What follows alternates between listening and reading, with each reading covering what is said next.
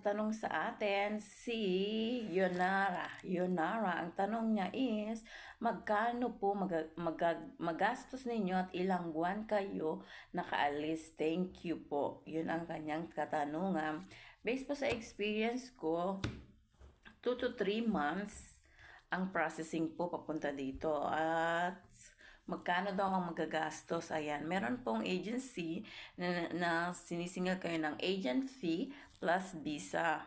Yun po. At saka yung medical. Based po yan sa experience ko nung second time na punta ako dito sa Turkey.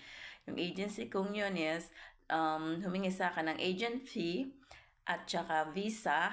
Kayo po magbabayad ng visa at saka medical. Yun po ang nagastos ko. Kasi second time pumunta dito sa Turkey, yun lang po ang ginastos ko. Pero nung first time, medyo po malaki. Pero sa ngayon po, dahil marami nang ang agency dyan sa Pilipinas,